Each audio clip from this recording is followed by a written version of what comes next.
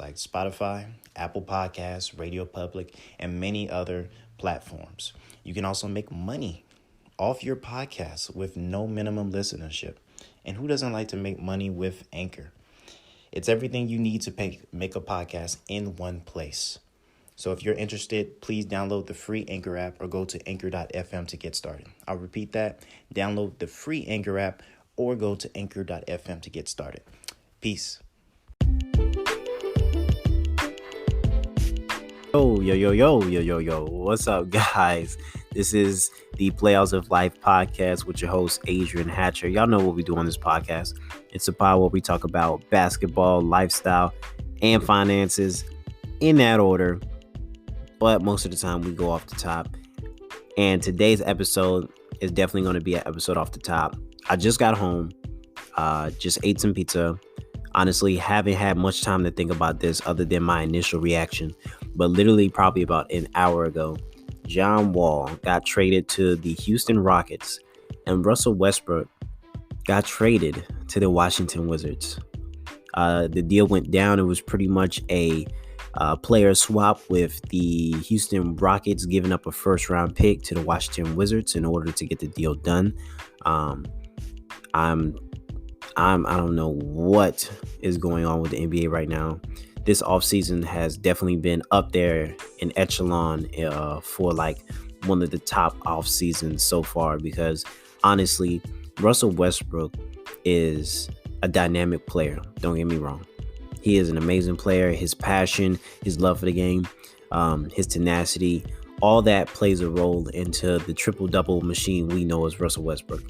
Now, is he my favorite player? No. I believe that Russell Westbrook, as much passion as he brings to the game, his IQ in those game time moments isn't as good as some of the best point guards out there in the league. Or at least it just doesn't show up as much as I would like it to be.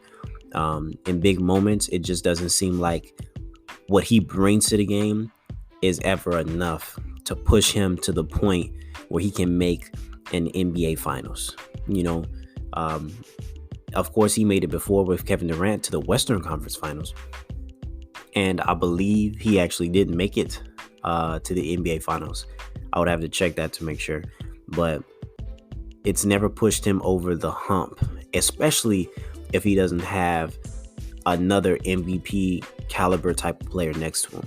And we all know in this league that we live in today, you need at least two MVPs or all-stars, multiple all-stars on your team. Now, with this trade going down, it's really interesting. The reason I brought up all that stuff about Russ is because I want people who's listening to understand that I like the trade, but I don't necessarily know if it makes the Washington Wizards a better team. The Washington Wizards still have Bradley Beal. They just signed Davis Bertans, if I'm saying his name right, to like an $80 million contract. And he is probably the top of the cream of the crop when it comes to 3-point specialists. Like, that man can shoot that goddamn ball from long range. But there's not too many other dimensions to his game other than being able to shoot the ball very well off the dribble, a catch and shoot. I like him as a player as well. Is $80 million the amount of money you should have gave a 3-point specialist? I don't know. This is the NBA we live in now.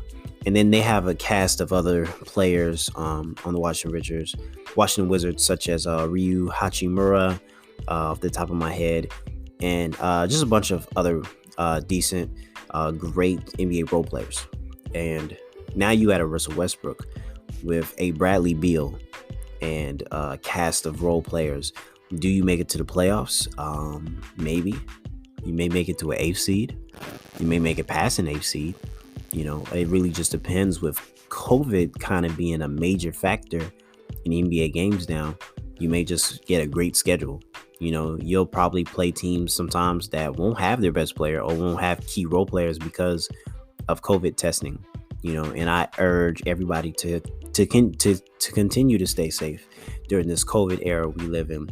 But looking at the Washington Wizards roster up and down, acquiring Russell Westbrook doesn't really do it for me. It doesn't tell me that they'll be any better. Honestly, they could be worse because, in my opinion, I put John Wall up there above Russell Westbrook. And I know I'm saying this, and this may anger some people, but John Wall has been injured for 2 years, and I still consider him a better player than Russell Westbrook. Now, is that a hot take? I mean, it's debatable, you know.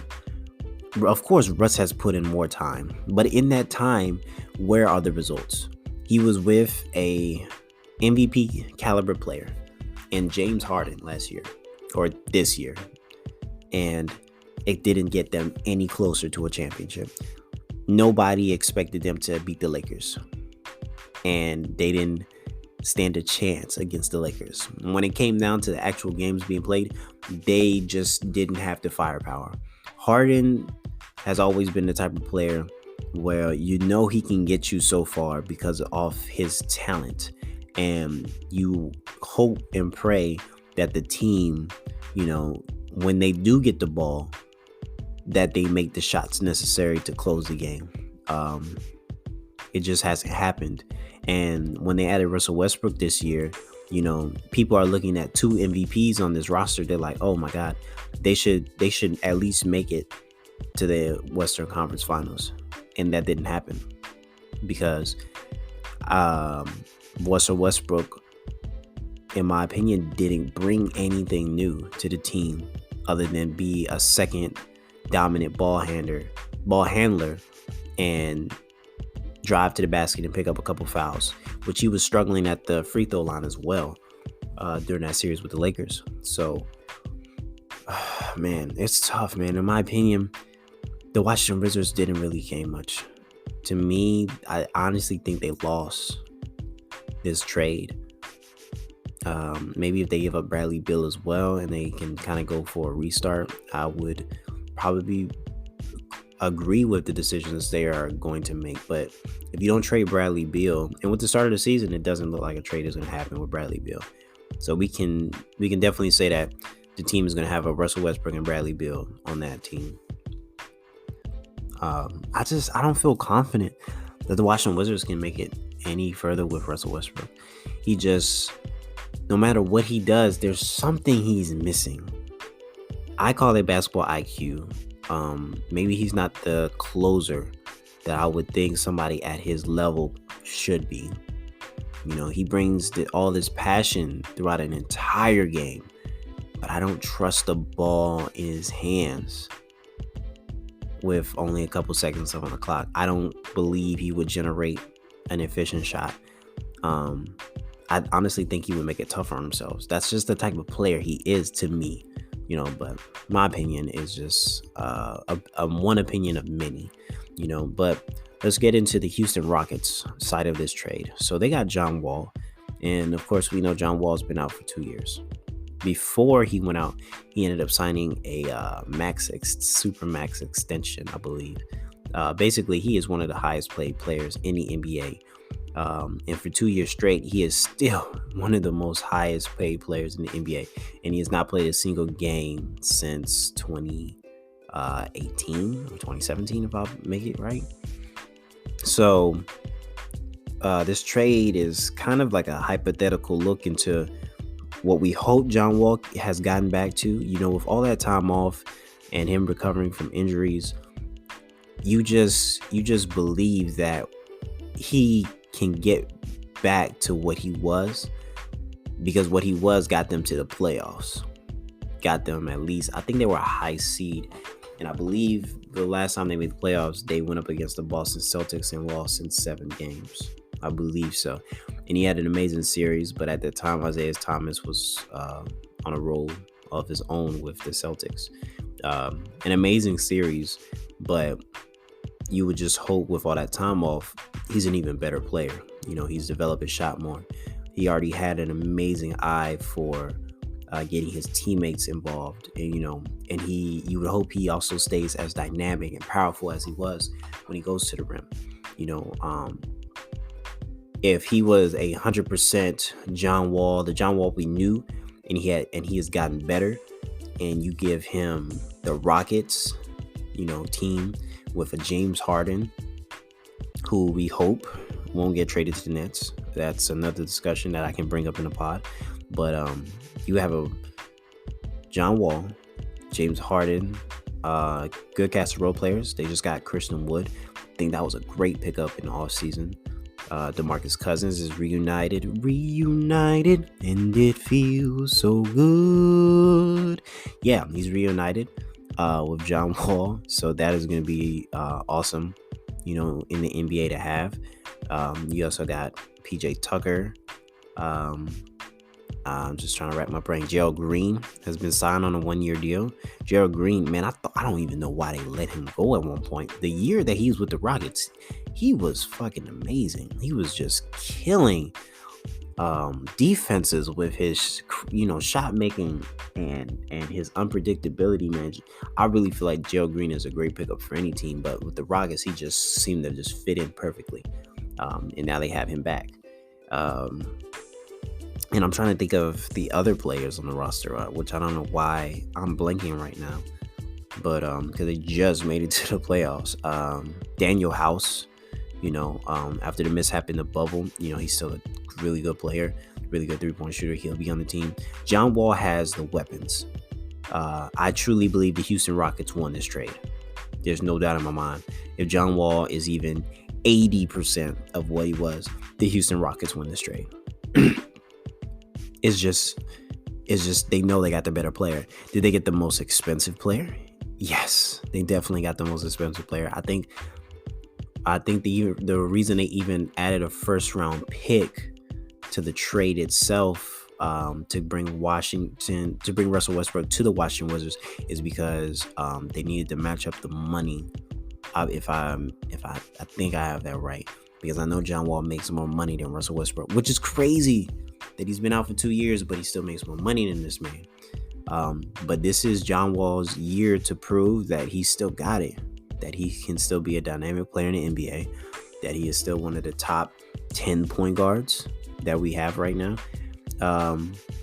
The West just got more dangerous, and my Bulls are playing the Rockets in a preseason opener on December 11th. So I'm hyped to see that, because I want to see my Bulls play even better. I believe this is a great year with new management and everything. And now that the Rockets have made this trade, I just think they got better. With their all-season additions, I just think they got better. They got more three-point shooting, more versatility.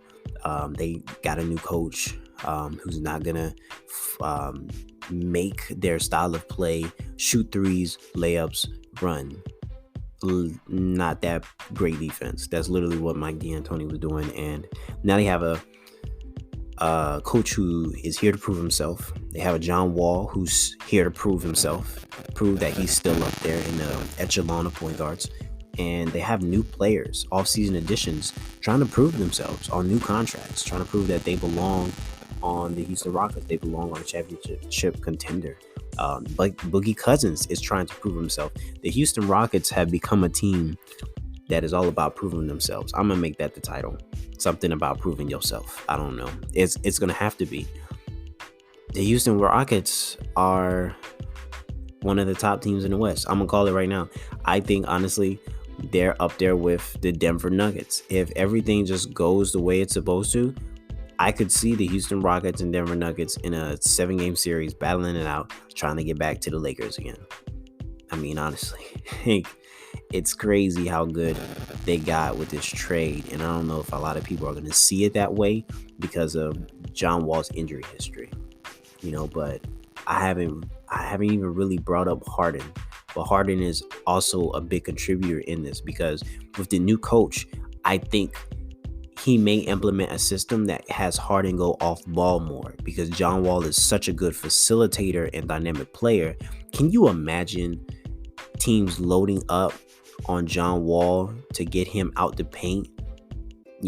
And because of that, John Wall's vision gets him to kick it out to other players on the team, which the ball can eventually get back to Harden. Can you imagine if Harden has set plays that allow him to run off the ball, cuts, drag screens that allow him to get free? We see him make difficult shots all the time. and he hits it at such a great rate. How amazing would it be to see Harden hit wide open shots in his career once again? I think that's what Steven Silas is going to bring to the Houston Rockets as their new coach. So with that being said, just a quick summary. Washington Wizards, did you get better? Not necessarily, but I mean, we don't know. People probably are going to see you as an underdog. I really don't know. People do love Russell Westbrook a lot. So they may actually push you with this new. They may say stuff like, oh, he has, Russell Westbrook is new to this system. He has his old coach and Scott Brooks back. Bradley Beal's dynamic. If they get the right chemistry, they can make it to a 6th seed in the East. That may be so, but there's definitely more optimism for the Rockets than there is for the Washington Wizards right now. I honestly, about a week ago, the general manager, if I believe, made a statement saying they weren't thinking about trading John Wall, and that was bullshit, because now John Wall got traded. That lets you know you can't believe anything these people in the NBA say, honestly. Who can you trust? Adrian Wojnarowski. You can trust that Twitter update that lets you know when niggas get traded. But other than that, you gotta watch out, man. This is just how the NBA is. As amazing as the NBA is, people get traded. Teams are all about trying to win a championship, trying to get better, trying to make moves. And the stars and the people you love on your team may not necessarily be there. That's just how the NBA has been. It's one of those underlying symptoms of such a good season of basketball. So with that being said, Houston Rockets, keep doing your thing.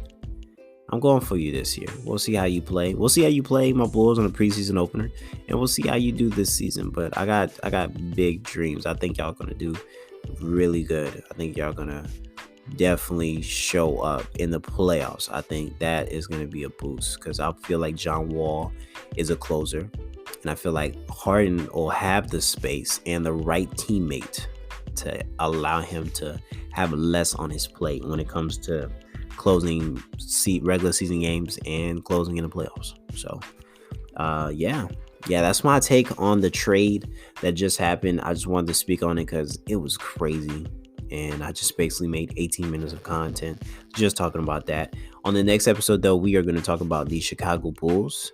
I know with me not making a podcast in a little bit, a lot has happened, and we'll see if we can make a summary of all that while also talking about the draft pick, all the moves that happened in the draft, hopefully LaMelo Ball on the Charlotte Hornets. Just so much content is available for me to record and talk about. So if you want to hear that, please, you know where to follow me on Facebook at Playoffs of Life. Also, you can follow me at Adrian Hatcher, ADRIHAM, HATCHER. You can also follow me on my Instagram and my Twitter.